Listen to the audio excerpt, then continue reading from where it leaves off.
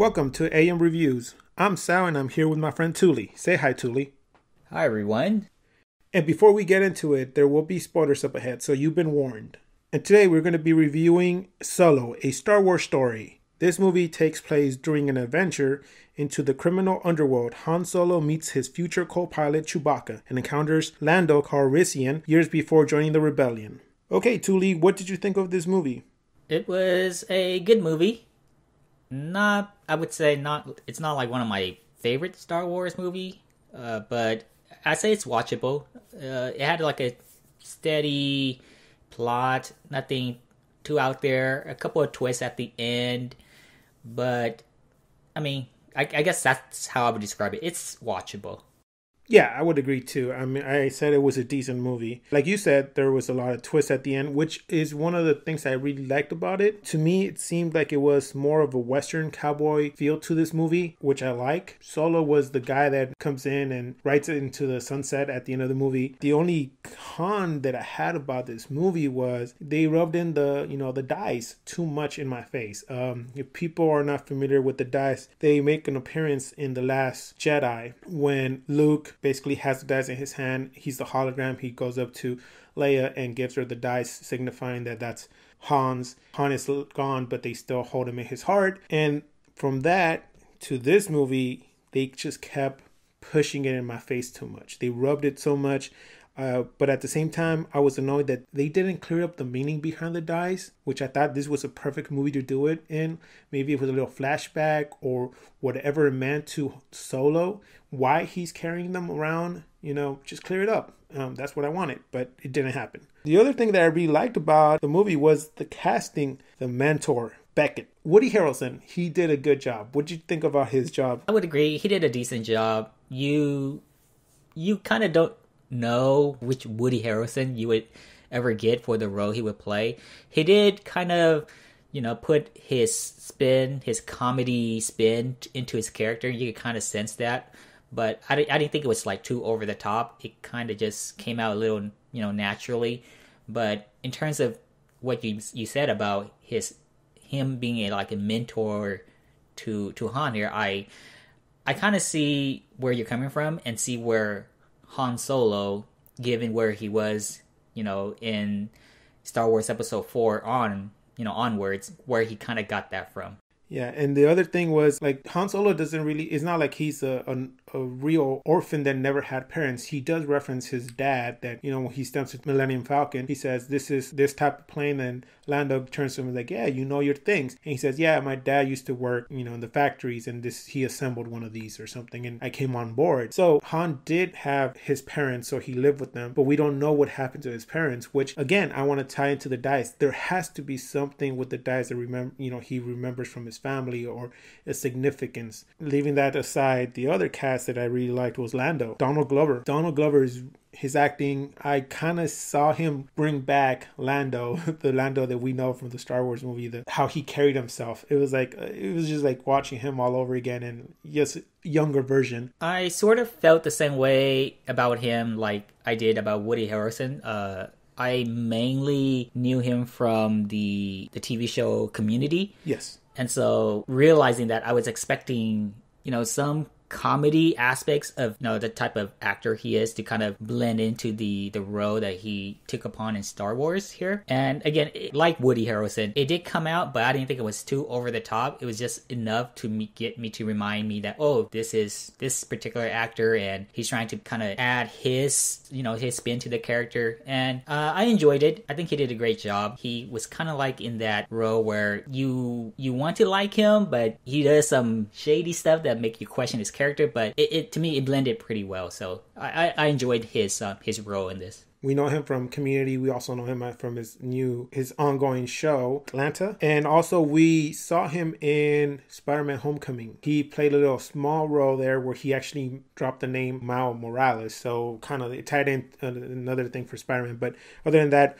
we see him already joining the Marvel universe. Now he's in the Star Wars universe. So this guy is he has two hands into two franchises already, so that's pretty good. The other thing I really enjoyed about this movie was that I was looking forward to the Castle Run, and we finally saw it. We'll give it that it wasn't really under 12 parsecs. It was actually a little over, but like Han says, he rounds it a little bit down, so that was pretty enjoyable. And another character that we actually see at the end of the movie is Darth Maul. This is the first time that we've seen him in movies since Phantom Menace. This timeline in this film it's 9 years after Revenge of the Sith, and this is when Darth Maul, we assume that he has his spider legs already. He's just in hiding, but between this timeline, we know that he has come across or encountered Obi-Wan, fought with him before, and they do end up, partying. But yeah, this is the first time we see him in the films talking to Kira. Now, my question to you, Touly, is just watching that, what did you feel the character Kira is? Is her character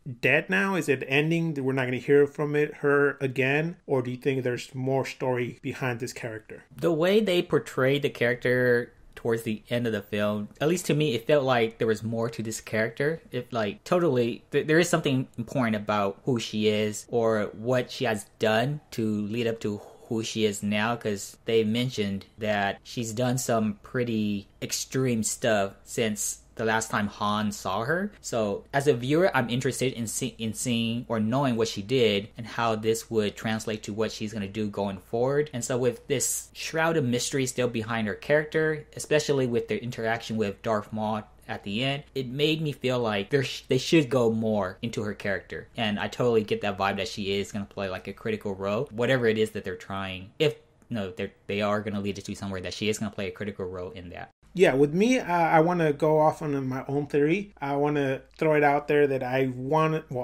think I want to see Han Solo and her have a final fight, in the sense that she embodies Darth Vader and Han Solo embodies Luke. And they're going to have this epic fight at the end of another movie. I don't know which one. They're going to have a battle. He's going to find out what she has done. Then it's up to him to forgive her, basically join her to the dark side or what have you. And I think he's going to basically opt out to, you're not the same Kira I knew.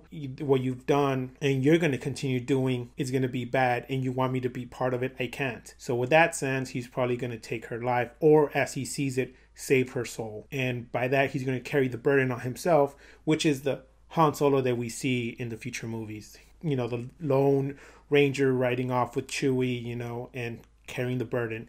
So that's what I think might happen. It's my little theory. If it happens, I'll be happy. If it doesn't, I'll still be happy.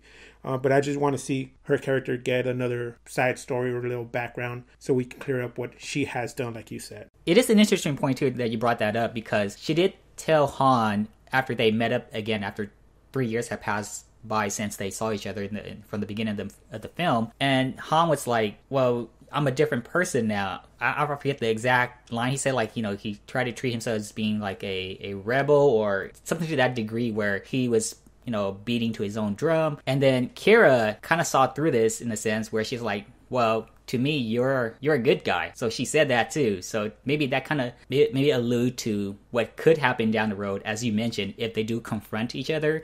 And if Han has to do something, he'll probably has to play the good guy. Yes. Because, she already kind of indicated, well, you're a good guy. Yeah. So, yeah. Yeah, I saw that when he's trying to play it as like, yeah, I've been, here, there, I've been getting into trouble. And then she's like, I know who you are. I'm the only person who really knows who you truly are. And then he's like, who am I? You're like, you're the good guy. So I was like, yeah, like she knows, like you're down deep inside, you're still that person and you're not going to change. You can put as many outfits on you, act like you want to act tough and everything, but down the line, you're going to choose the right path, which alludes to the further Star Wars movie where he comes back and, when Leia's like, here, you got paid, here, go on your own. And he's like, okay, I will. And he leaves, but then he comes back. It's like, that's the good guy, that we love. We grew up with, like, he was a rebel. He was a smuggler and everything. But at the end, he has the good heart and he comes back to save people the same way he saved Chewie. We never knew how he met Chewie, and now we do. Also, now we know how old Chewie is. He's 190, which technically that's kind of funny because he's 190, which is 10 times the age of Han, which is 19 during this movie. So that's kind of interesting. So Yeah, with that, I mean, like, with the calculations I've done, I came home and I started calculating. In New Hope, Han is 29 and Chewie's 200. So that's kind of like a little interesting tidbit for people out there. Also, this is 10 years before A New Hope or Rogue One, if you want to include them in the same timeline. Han is actually 10 years older than Luke and Leia. So when Han met Leia, he was 29 and Leia was 19. So that's kind of interesting. The other thing I want to point out is for people who are like me, who like to see hidden Easter eggs, we do see the golden idol or the fertility idol from Raiders of the Lost Ark. Basically, you can see this in the meeting room, and also behind there, you do see a set of armor, which is the Mandalorian battle armor. A lot of people has spotted it and said maybe it's Boba Fett, but people have come back and said, if it was Boba Fett, that really doesn't fit in the timeline. He's still alive, but this is just a generic suit of armor. So with that said, people, if you want to go, if you haven't seen it and you go see it, you should go and pay attention to the things behind the scene other than the dice that keeps rubbing in our faces. So, and one more thing I want to add, the character L3, which is Lando's friend or companion, co-pilot, her name is L337, which actually comes from the Leet language that's used online, which is 1337.